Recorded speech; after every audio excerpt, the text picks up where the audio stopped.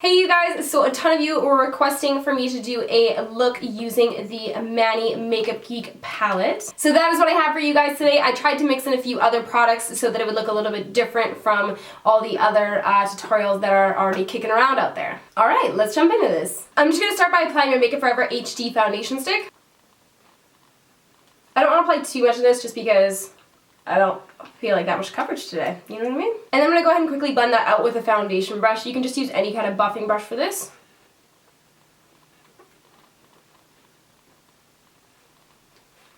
Now I'm going to go ahead and apply my Nars Creamy Radiant Concealer. Somebody told me about how they took the stopper out of here. It's all messy and gross now, but they took the stopper out of there and they were like, I have like a month's worth of concealer left. And I was like, alright, I'm gonna do it. And I knew that you could take the stopper out of it, but I just didn't really think to actually do that because I didn't think I'd get that much more product out of it. But holy crap, have I ever. So do that when you get to the bottom of this concealer because it's expensive. And I'm just going to apply it right underneath my eyes.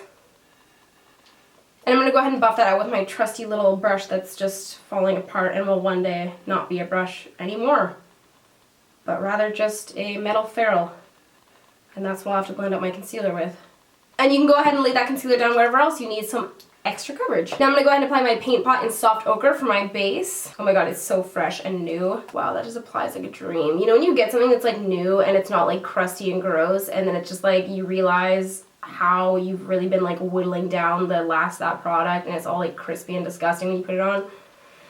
That's what I'm experiencing right now. This is like so lovely and creamy. Now I'm going to go ahead and put a base shadow down, and basically what I do for that is just an eyeshadow that matches my skin tone. The reason that I do this is because I personally find it easier to blend out colors later. Sometimes when you put a color down directly onto your primer or your base, it almost like turns darker and it's really hard to blend out, whereas if you have that base shadow down, it's just easy to blend out your colors over top. I'm going to go ahead and whip on my brows and then we will move on to eyes. So I'm going to be using this middle color right here called Sora, and I'm going to be taking that on my Smith 232 brush, and I'm just going to brush that into the crease. Oh my god, I wish I hadn't added that eyeliner at the end. Ugh, I guess you guys will see soon enough, but I'm kind of sad about it. I made some big mistakes today. That's okay. Anyways, I'm just adding that into my crease and I'm blending up towards my brow bone, just creating a little bit of a transition shade so that it'll be easier to blend out darker colors later, but you guys already knew that. Then I'm going to be taking the color everyone's obviously the most excited about, which is Mars right here. I mean, this one's dope too, but everyone's really excited about Mars, let's be real. And I'm just going to be grabbing that on a little fluffy brush as well. This is a Zoeva 228 brush. And I'm just going to put that right into the crease and blend it up a little bit higher. We're also going to be putting this onto the lid, but the thing that I find about this color is if you don't put it over top of like a darker base, it kind of comes out like a little pinky. It's not as cranberry-ish as you would, I guess, assume. So I'm putting this down first and then we're going to put it down over a black base, but I just find it easier to kind of get a smoother gradient if you put a bit down in the crease first. And then you can take your first brush again if you need to make that a nice smooth gradient and blend out a little bit more with that first color. Then I'm going to take NYX Black Bean. You can use any black base for this, any kind of cheap black eyeliner that's not going to set quickly. And you just want to apply that across the lid. And I just kind of tap when I get towards the outer rim so that there's not as much product being applied. And then I'm taking a little Real Techniques shading brush, it's called. And I'm just basically blending over top of that so that I can make it a nice smooth base. And normally it wouldn't be a big deal if this was messy, but you want to make it pretty blended out because this color is not very forgiving when it's over top of a base. And then we're going to take a nice shading brush and we're just going to pack over top of that base. And you really have to continually pack on product. My only beef with this palette is the shade Mars, unfortunately. It's kind of just a little bit too powdery, and I find that it sticks weird to bases because of it. Like, it kind of, I don't know if you guys can see when I'm applying it, but it kind of applies sort of patchy over top of darker bases. And because it's powdery, you tend to get a little bit more fallout than normal. And when you go to blend away the fallout afterwards, because obviously I do my foundation first, it blends so pink that it's like really hard to blend away, if that makes sense. So then I'm going to go over and just blend that out a little bit more. Now I'm going to go ahead and apply a sticky base. I'm using maroon from the Ideal Duo from Dose of Colors, but you can really use any kind of sticky base for this. Or you can even wet your brush with like Fix Plus or something like that if you want. And I'm just going to pat that right into the center of the lid. First where we want the most product, and then I'm just kind of tapping towards the outer corners where I want a little bit less. And then I'm going to be using this Makeup Forever Diamond Powder in 91014, I guess. And I'm just tapping that same brush in there that has that kind of sticky base on it. And I'm just tapping right over top.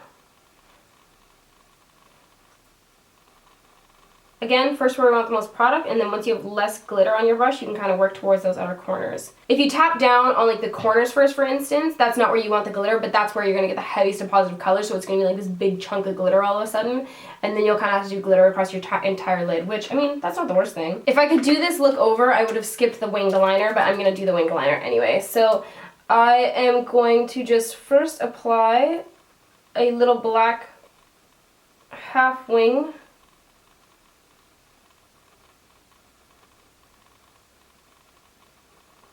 If you ever mess up your liner like I kind of did on that outer corner there, I just take my paint pot and a thin little brush, and I use the very edge of the brush to just basically, just clean it up. You can also use a concealer. And then what I did was take my NYX Vivid Bright eyeliner in Vivid Sapphire, and I just wish I hadn't done this. I just feel like it looks a little too much now, you know what I mean? And I just applied a little line right over top.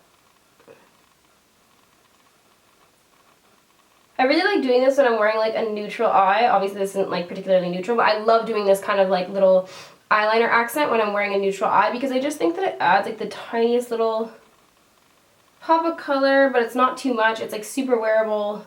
Then for under the eyes, I'm going to be mixing Aphrodite and Mars here, and I'm just applying that right underneath the lower lash line. And then I'm taking a little bit of that first color that we used in the crease, and I'm just going over top. And then I just take what's left over on my brush of that glitter, and I just apply that right underneath the center. So basically you want to line it up kind of right with where your pupil is. And then I'm going to go ahead and apply my lashes and mascara, and I'll show you guys the finished look. So this is the final look. I'm going to be using my Charlotte Tilbury Gold highlighter. I can't remember if I've told you guys my thoughts on this, but I have updated thoughts regardless. I have tracked high and low for this, right? And I have seen swatches of it online, and it looked gorgeous, and everyone was like talking about it like crazy, and everyone was trying to get their hands on it because it's so pretty apparently. And it is, but I definitely feel like it's like the most dupable highlight in the universe. Like I don't feel like there's anything about it that's like particularly special aside from the fact that it looks like a gold bar. But this thing was like $80, I want to say. That's expensive, dude. And the packaging is like not that nice. Like it's cardboard. No, I'm so unimpressed. Then I'm going to go ahead and throw on my Tarte Sparkling Princess Matte Bronzer, obviously. What else would I be using?